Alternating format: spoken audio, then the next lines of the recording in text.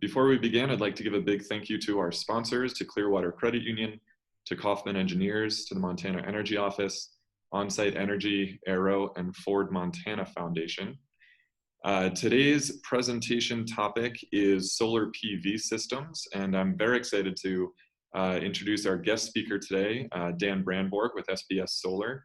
Now, what we were hoping to do is do some live site visits so people can kind of get an idea of what it's like to actually work through a solar PV system, but obviously it's a little challenging to do live visits right now with everything going on. So we pre-recorded a visit, and what we're going to do is show this video of Dan and I walking through a solar PV system, and then after the video, which is about 20 minutes, after the video, we're going to have a live Q&A with Dan and myself.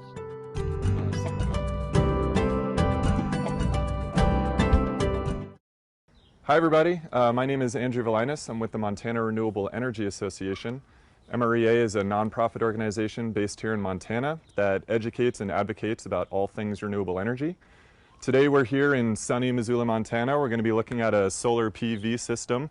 We're going to walk through the components, talk a little bit about what you as a homeowner might be interested in thinking about and discussing as you get ready to go solar. With me here today is Dan Brandborg from SBS Solar. Thanks for joining us, Dan. Absolutely. Dan, why don't you tell us a little bit about kind of your background and what you do? Okay. Well, the owner of SBS Solar, we serve the Missoula, western Montana area with photovoltaics. Our base is in Hamilton. Been doing it for quite a few years, 33, but with Sinelco down to Bitterroot and Missoula, and the on-grid systems in Missoula now is really our big focus, residential and commercial. Great. Well, thanks again for joining us, Dan. We're going to be picking Dan's brain today. We're going to walk through, like I said, all the different system components and teach you about what those are. But Dan, before we get there, what do you go over with a customer? What are some of the preliminary considerations you should have when you're thinking about this stuff? Yeah, so the first conversation is power use. A power bill is very helpful. We've got kilowatt hours used on a monthly basis, and we tally those up to get an annual figure of how much power we use. That really helps us line into size the system. And second would be the solar access. Can we be on a house, on a garage like we are here? Do we need to do a ground mount? So we can do a lot of work with Google Earth. We can measure your roof to a couple inches. So we like to do that homework and be ready for that when we come and see the homeowner. And then we can really talk details and get an idea, rough cost of sizing and such. Great. So it seems like the first step is just kind of assessing what the potential is for producing power and how much you might need, and then kind of going from there, right? And you talked about roof and the solar resource on the property. What's the best direction? When you're looking at roof angles, is it okay to fudge it a little bit if it's not directly south-facing? We hear a lot about south-facing. Right. How does that work? Well, south-facing is optimum. 180 degrees and about 34-degree pitch is the magic number for Missoula, Montana. But that's not the real world. South-facing roofs, we can vary a little bit. With a reduction in cost of the modules in the last so many years, east and west-facing roofs are very applicable.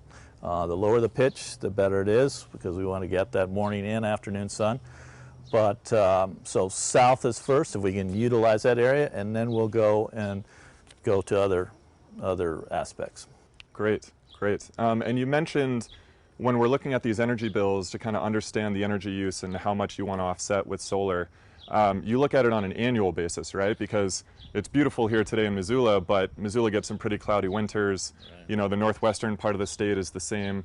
Over in the eastern part of Montana, maybe it's a little sunnier throughout the year. How does that annual production work?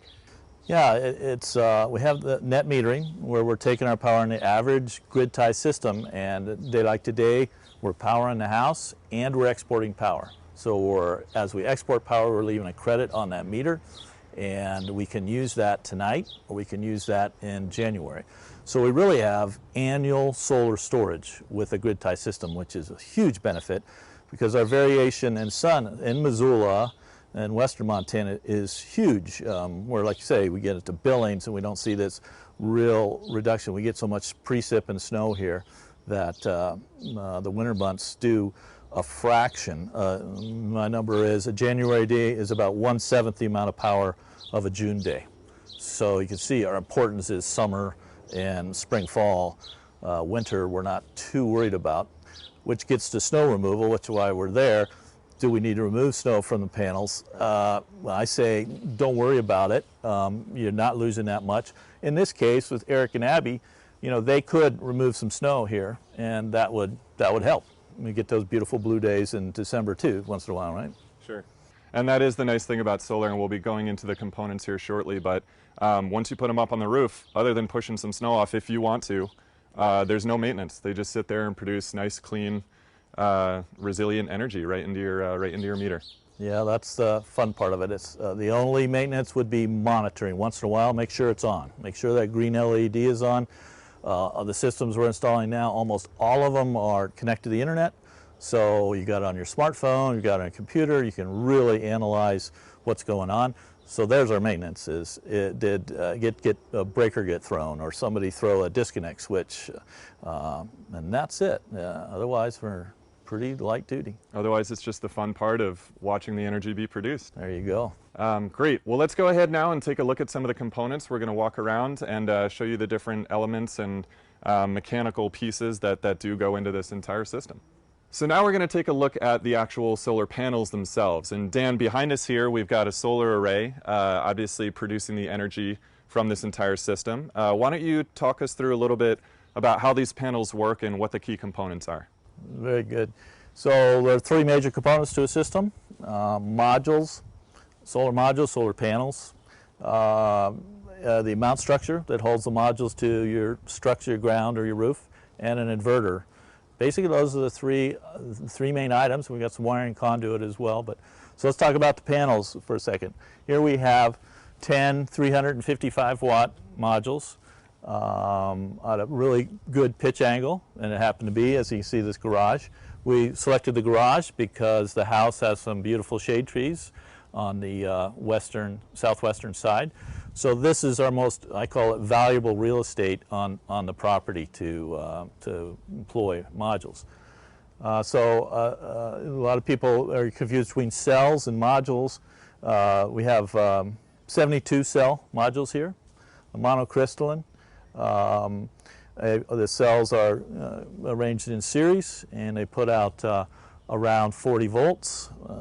So we string those together and come up to a pretty high voltage nowadays, 300, 400 volts. And then that power comes from the modules into the inverter, and the inverter does its job of changing that DC power from the panels to AC power, 240 volt that we're used to and we use in normal homes. So that's our module. So the other thing I'd like to cover here, this is a great example system, and the reality of it is shading. One of the negatives of photovoltaics is shading. Branch of a deciduous tree is in wintertime, no leaves, is still a factor. So any kind of shading, the modules are very sensitive to it. So we've got a little shading going on. Now we've cleared up here in the last half hour, but you see how the tree just has grown, and so we got a little issue there. So we can't quantify just how much power we're losing, but it's significant when you look at that little bit of shade. But for that one module, it's significant. So if we can stay away from shading, that's our job, especially from 9 o'clock until 3 o'clock. Those are our really essential hours for production. Earlier and later in the day, it's not so important because the sun's coming through so much atmosphere anyhow, it's diffused. But boy, when we're around noon, 10 to 2, 9 to 3, that's when we're making our power. Great, great. And like you said, these panels are wired in series. That those are the things actually producing the energy, which are converted from DC to AC at the inverter. Talk us a little bit about panel sizing. From what I've seen, panels are typically the same size-ish, but the technology has gotten better over the years, right? I mean, this same size panel a decade ago wouldn't produce nearly as much power as it does now. Right. A decade ago, this would have been 200-watt modules. Now they're 355. This year, we're up to 400. watts per panel. So we're seeing a gradual increase in the efficiency of the cells. We're about 18% efficient here as far as converting sunlight directly into electricity. Okay, so we talked about the panels and how much power they can produce. How do we get them up there? And obviously we've got a nice sunny roof here like we talked about. What if you don't have a sunny roof in your backyard? You're dealing with some of those shade issues. Are there other options than putting it on a roof? Absolutely. The roof is the most popular because of cost. And we already have a structure, so we can utilize that structure, tie into the structure of the roof versus ground mount, which is going to be more expensive, but some places that's the way to go. It does have advantages. It's down lower. But we've got to employ concrete, steel. We need to trench that power in. So we got more costs when it comes to ground. So the number one thing you see is roof mount, just for that reason. So we just have a series of rails there going east-west. We're tying down with some bases or feet that are waterproof. We do not want to make any water intrusion, any kind of leak issue. And we've got some great components to do that. And then we tie the rails in, and away we go. And the nice thing about putting it up on the roof, as opposed, well, it'll protect your roof to an extent, right? I mean, there's some trade-offs there, I think. With the ground mount, the nice thing is you can put it anywhere on the property where there's sun, so you have maybe a little more freedom with the location. But one of the perks I've heard is that if you put up a rooftop solar system, it actually protects your roof for a while. And these panels themselves are pretty resilient, aren't they? Oh, they're very resilient. If they were down ground level, we'd kick at them and show it's tempered glass like the windshield of a car. They're very tough. They are designed to take hail, 1-inch hail at 90 miles an hour in a perpendicular angle. Very, very rare that hail would take it out. We do say put your system on a homeowner's insurance just in case. So Dan, we talked a little bit about how it protects your roof, but in order to get it up there, you got to make sure your roof is strong enough to hold it, right? Can you talk a little bit about kind of how that works with solar panels? For protecting your roof, what we're doing is blocking those UV rays from hitting that roof material, the asphalt shingles, which have got a useful life period, right? We're going to have to replace them sometime. It's always a good idea to have the roof age kind of equaling or exceeding the 25-year warranty of the modules, so we're not having to take the modules out, re-roof. But like Andrew points out, the shingles that are behind the modules are running a lot cooler. They're out of the direct sun, so they do last longer. But then the perimeter around the edges, we're still getting full UV. So the modules are mounted a couple inches off the roof surface because of cooling. We want the solar cells to run as cool as possible. They're a semiconductor. The more cooler they run, the more efficient they are. Weight is also a common question. These panels are about 45, 47 pounds apiece. So we're looking at about 2.5 pounds per square foot additional weight to the roof, which is pretty light. You know, a lot of folks say, wow, how heavy duty is that? With standard building codes today, and we do all our homes in Missoula County go through a structural review by a structural engineer. If we have newer trusses in the last 30 years we're good to go because they're built for the existing code and snow loads. Great. And I know that is a consideration. I know I tell people as well, if you are considering redoing your roof or need to redo your roof, obviously that might affect cost if you've decided to go solar first. If you haven't decided to go solar yet and you're redoing your roof, it's a great opportunity to make sure there's just an incremental cost that you can add into that project to make sure it could be solar ready later down the line. Well, great. Well, let's go ahead and move on to our next component. We're going to talk about the inverter next and how that plays into the rest of the system. So here's our inverter, the third major component of the system. We have our solar power DC coming in. We invert to 240 volts, and then here's our output, 240 volt power going to the house distribution system and a disconnect switch. We have a monitor on this unit, which is really fun to see. We've got the lower mod number here is 10 over 10, or 010 over 010. That means all 10 modules are producing. Upper right-hand number is the big one, 2,300 watts is what we're making right now. We can go in and look at more historic data and such. Again, feeds into the internet, so we have larger amount of data there. This is a unit that's very, very maintenance free. It just turns off at night, turns on the next day with the solar. Very few moving parts and good longevity and really high efficiency. We're at 98, 99% efficient from DC to AC. The last component we need to talk about now is the meter. This is your digital utility meter, and it's a net meter. There's more information about net metering policies on MREA's website, but we're going to talk about the physical net meter right now. Net meters measure direction of energy flow in both directions. Your standard utility meter will only measure energy coming into the home, but now that we have a solar array on the premises, we're exporting energy to the grid, so we need to measure directions of flow in both directions in order to account for the total energy use, both used in the home and exported to the grid. Our system set up here, we've got the wiring coming in from the inverter right here from the solar array, and it's coming into this AC disconnect switch. This is an emergency responder tool that they can use. It's kind of a feel-good switch that they can pull in order to do maintenance on the system or potentially during a blackout or something like that. We have the main panel for the home here, so that's what's coming in up to the panel box, the breakers. And we've got the utility grid up there going out to the grid or coming in. What we've got right here is where the solar array comes in, the solar system disconnect. So we can flip that switch as well. It's another way to disconnect the system if we need to. But again, the nice thing about solar panels is that there's no maintenance needed. Once the panels are up on the roof, homeowners shouldn't have to touch any of these components. You just let the energy flow in and out of the home.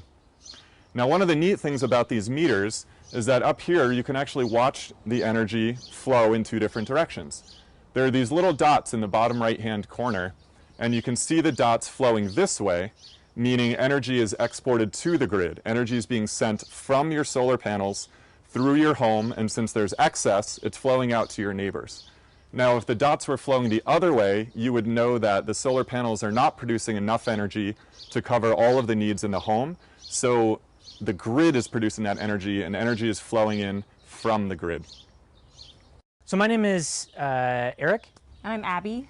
And we're proud owners of this system. And it was just really great to work with Dan and SBS. He walked with us every step of the way and did just a great job. We couldn't be more pleased, I think, with the final product and what it's really given to our home. I know I've fielded many walk-bys, as we call them. It's just been terrific to see people walk by our house and see solar and say, wow, that's so awesome that you're doing that. Like how, who installed those panels, or how can I do the same thing? And as a homeowner, it's just awesome that it both inspires people, but then adds, I think, value to your house, not only monetary value, but value in your neighborhood, doing our part. Yeah, it's really been great to have solar on our home, something really tangible. You know, not everyone has the privilege to be able to go solar, but we did, and we felt like that was a really concrete step that we could take as homeowners to, like Eric said, do our part and to feel like we were contributing and putting more clean energy onto the grid. And if everybody who could go solar did, we know that would make a big difference in moving towards really important sustainability and climate goals for our community too. So it's all around an awesome thing, and we have been really, really pleased with the experience. Well, we've taken a tour of the system now, walked through all the different components. Dan, thank you so much again for being with us. You bet. Any other closing thoughts on other things to consider now that we've got this great solar array at our home? Well, one thing we didn't cover was efficiency, home efficiency. So that's key to solar. If we can reduce the electrical loads in the home, we reduce the size of the system, the cost of the system. So LED lighting, of course, incandescent bulbs are, 8 times better producing heat than they are producing light. So bye-bye incandescent. Efficient newer appliances with federal standards. They need to be much more efficient. So 10-year-old or less appliances consume a lot less power. And then the two big loads in the house: heating, cooling, and hot water. In this case, especially in the Missoula market, we have a lot of natural gas. So heating is typically natural gas. The only heating system that we can really take on when comes to solar would be a heat pump to run the whole heating system of the house. And then the hot water, as Eric and Abby have done here, has replaced that natural gas hot water heater and pulled it to electric so it could be renewable. And we've got a heat pump integrated in the top of the hot water heater, and it's fun to see 1/3 of the amount of energy to produce your amount of heat, hot water you need in a year. And the other point we just might say is that we size a lot of systems today for like 95 to 98% of the power usage. And our job is to undersize the system to your loads slightly. So if we produce more power and export more power than we import over a year's time, the utility will take that power and not reimburse us. So it's kind of our job to make sure, and that's why we analyze the power bill so much, and it's so key to everything. Great. Well, thanks, Dan. And we went through a lot today. Obviously, the different system components. There are a whole lot of considerations. One of the things MREA always recommends is calling up your installer and asking, because you guys are clearly the experts. So thank you again, Dan. You bet. And we look forward to learning more from you in the future. Sounds good, Andrew. Thank you. I'd like to thank Dan Brandborg with SBS Solar for joining us today and for sharing his expertise. And of course, thank you all for tuning into our video. We hope you learned a lot today. Don't forget, there's a lot more you can learn, and you can do so by going to MREA's website, which is montanarenewables.org. We have tons of information on solar, net metering, and many more interesting topics in renewable energy. Thank you.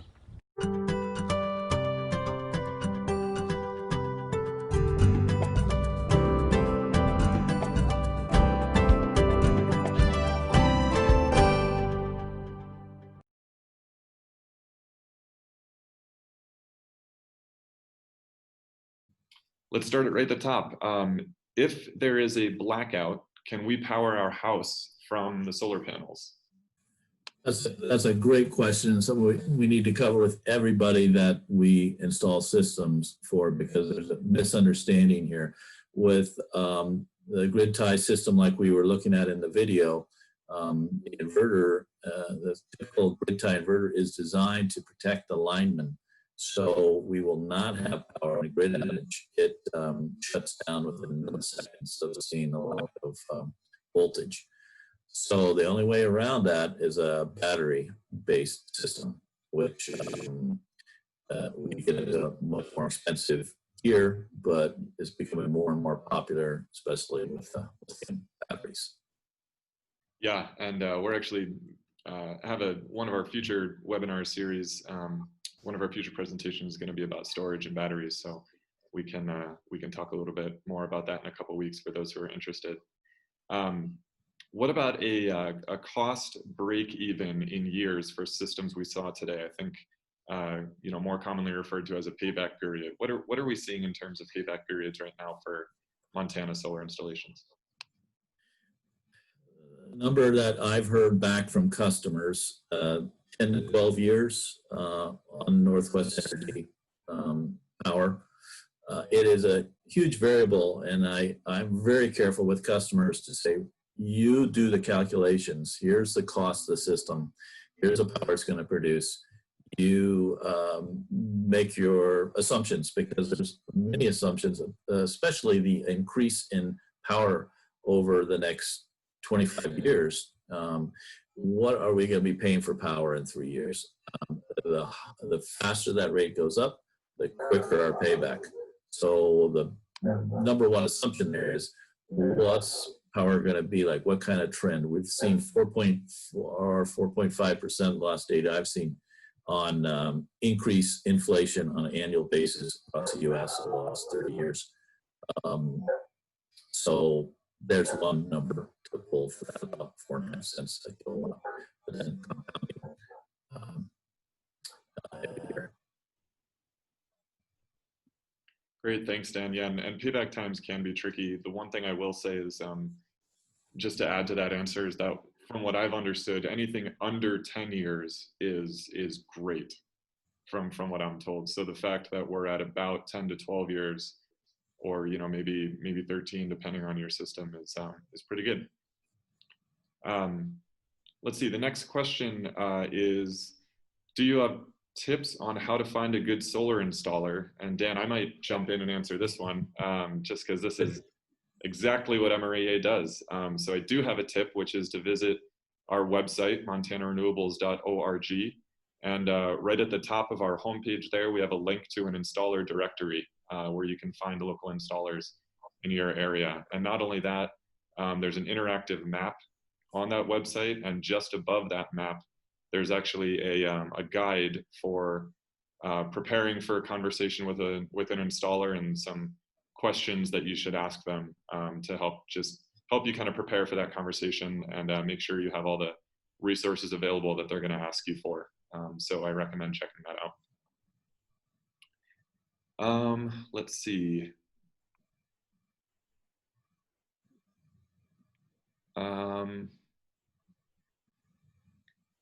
Oh, there are a lot of comments about not being able to hear us. I believe that was during the technical difficulties. Here's a question about installing batteries at any of your new installations. Are you seeing storage becoming more popular with the solar PV installs that you're doing? Yeah, Andrew, I'm sure you have stuff to add here, but we definitely are at SBS Solar. It's another one of the topics we definitely want to go over at home visit, site visit. The advantage of the battery is that backup power. We really don't have a financial great incentive here with the way our power is sold. But the backup power feature of when it goes down, you still have your solar panels working for you, your battery, and your inverter.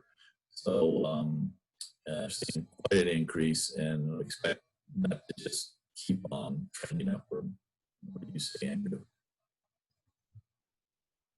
Excellent. Let's see. Here's a question about, here's an interesting question, kind of gets to efficiency. Somebody asked, how come the panels are rated at 355 watts, but the power generated is 2,300 watts? So maybe you can talk about kind of the collective size of the system and then, mechanical efficiency. Right. That's a great question. The modules are flashed on the factory floor. So they have an idea what the cells are sorted, modules put together. They flash that module with 100 watts per meter squared for just a millisecond. The issue is that that's at the factory temperature, around 70 degrees. Modules, like in our video, are probably running in 140 degrees. So if we increase that temperature, we drastically decrease the power that's coming out of the modules. So a 350 watt module, when you look at your metering, is going to be 70–80% of that in full sun. So let alone if you have less than full sun.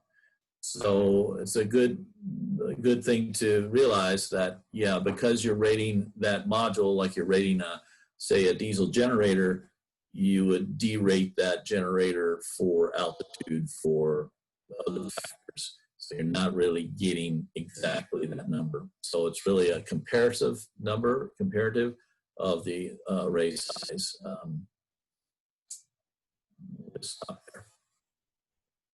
Great, thanks for that, Dan. Let's see, here's another question about, well, here's one that actually maybe I'll jump in and field again. I just lost it on the list, I'm sorry. I think, Andrew, the other point there is the difference between the kilowatt hour, the kilowatt hour and the kilowatt. So how large the module is, the array is, versus kilowatt hours, the kilowatt over an hour of time. So that's always an interesting one to compare with how many kilowatt hours your home uses versus how many kilowatts in your DC array. A little confusing. Right. Let's see, here's a question about, Dan, can you talk to the economics of using residential PV for charging an electric vehicle? I'd love to talk about that. I just added electric vehicle to our place, and it's quite enjoyable to drive down the road with solar electrons in that battery. So to make that system work, we have a charger, a home charger. I plug into every night when I come home. But I have the timer on the charger set from 9 o'clock to 3 o'clock. Doesn't work all the time because maybe I need that car charged during the night, which we can always do. But I'm realizing I'm bringing in grid electrons. If I can charge during the solar day, now I'm going to come directly into the vehicle. I can also set the charge rate so it can be a little less than what the solar array is putting out. But it's a little hit and miss because what if it's a cloudy day and you're not getting that much production? But it's a beautiful combination. We have a number of customers running around. Depends the size, the number of modules really depends on how many miles you drive the vehicle on a regular basis or maybe on an annual basis. And all the vehicles now are coming out with kilowatt hours per mile. And so we can do some calculating. So if you have your vehicle kind of selected or you have it, we can do the analysis and we get an average of how many miles a year you're driving. And we can do some projecting on how big of a array will take care of it. Great. And yeah, I know in the video we talked about it a little bit, and I know you and I talk about it a lot, how one of the first steps and one of the first things that are part of the conversation with an installer is not only what are your current energy needs, but what are your projected energy needs? You know, do you plan on adding an electric vehicle or converting your, you know, water heater to electric, or you know, having a kid, or is a kid moving out, right? Things that can significantly change your energy use in the home. Here's another question. What is the cost of systems like the ones we saw in the video today? Do you have an average cost of kind of what we're seeing in the market, Dan? My calculator, I don't have Eric and Abby's numbers right in front of me. We're doing a lot of systems between the $10,000 and $20,000 range. That's gross cost before incentives.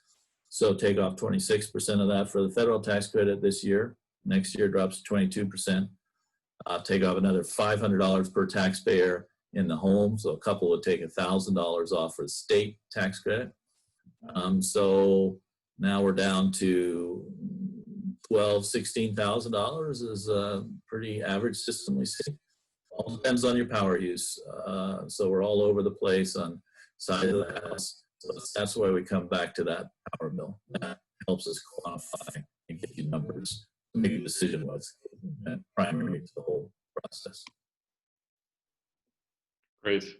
And I know the second half of that question was about a follow-up question. Do lenders finance these? And I might jump in there. They absolutely do.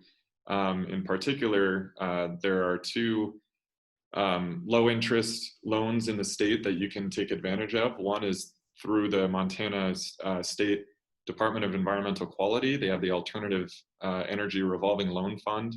And another is private loan through Clearwater Credit Union, actually, one of our sponsors for the series. And there's more information about the details on both of those on MREA's website, actually. We have a whole webpage on financing and incentives. We have another handout on that webpage, like I talked about earlier. So we have a how-to guide for contacting an installer and a how-to guide for financing as well. And so folks can download that there's a tab on our website that says Learn, and there are tons of subpages down there to help you work through those questions. Maybe let's take this last question here, Dan. This gets to a little bit of grid and electricity basics. Say you're producing power and you're producing more than you need and it's exported out to the grid. If the neighbors aren't necessarily using it, does the power transmit back to the meter or to other households in the area? Can you talk a little bit about some of the benefits of maybe, you know, net metering and just being connected to the grid?